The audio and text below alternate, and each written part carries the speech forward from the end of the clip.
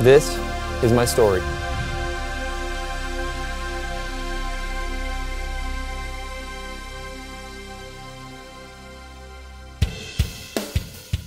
Ten years ago, a college student from the University of New Mexico was driving his 1990 Mustang to school.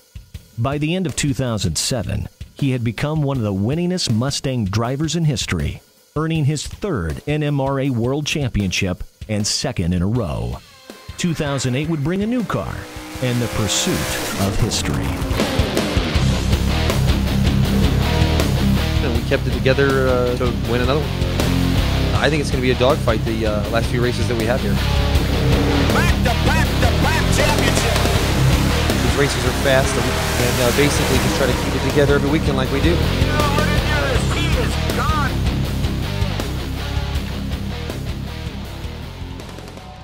We won 5 races that year. We didn't qualify number 1. We didn't have the resources. We would drive to the track early, we would test. We just wanted to have the fastest car. We wanted to get better.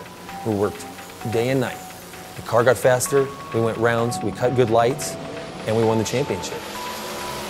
2004, 2005 were awful, terrible.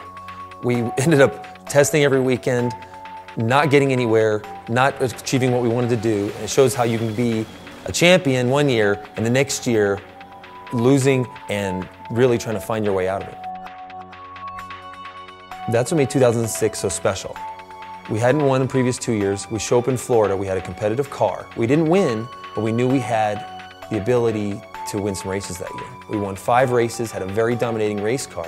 It just felt sweet to be a champion again.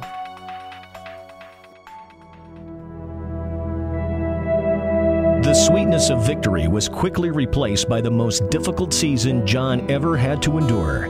After burning his engine and losing in the Florida opener, John was faced with a family tragedy. Well, he was on his way to Georgia for the Georgia race, and his grandmother had a heart attack. He had to come back, see that she was okay, and while he was tending to his grandmother, his team was testing the car, making sure it was ready. It's that kind of dedication and support from his friends, his family, and that make John what he is today. Locked into a dramatic points battle going into Route 66 Raceway, the team would face their biggest hurdle of the year.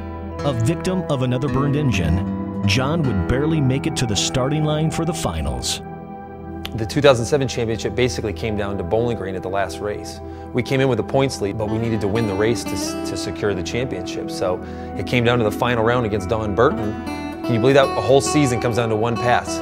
But that's racing, and that's the way it should be. So we showed up mentally ready to go, and we won that round, and we won the championship that year, and that was our 3rd championship, our 2nd in a row.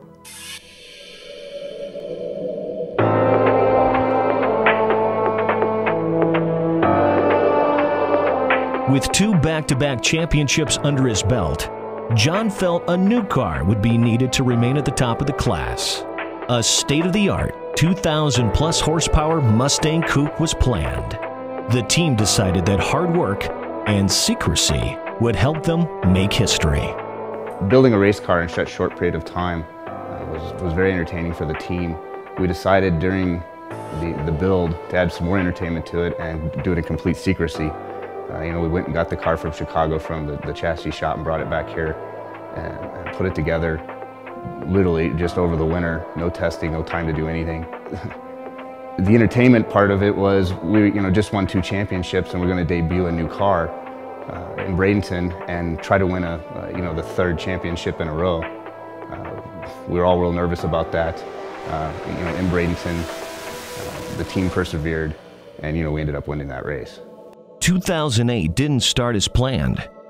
Despite a win at the opener, John red-lit at the next 2 events. The team held 6th place going into the halfway mark. The Joliet race was very important because I red-lit in Georgia and I red-lit in Michigan. And we were allowed to drop 2 races, and those are the 2 races that I could drop. So we had to do well in Joliet if we had a chance of winning a championship again. We came into the race focused. We had some good rounds. I had a 000 light. We got to the final round and we won the race. And we put ourselves in better position for the rest of the season. The end of the 08 season came down to the last race in Bowling Green. Once again, we're determined to win the race. And it came down, we set the record, and got to the final round and won. And it was the first time anyone had won 4 championships. It's really hard to explain the emotion and how you feel at the end of accomplishing something like that. The racing is short and you spend a lot of time talking about it, and it all adds up to one round at the end of the year to sum everything up, and basically we got it done, we won. John Urist became not only the back-to-back-to-back class winner, but the first ever 4-time champion in Mustang drag racing history. En route, he became the quickest super street outlaw car ever. This is his story.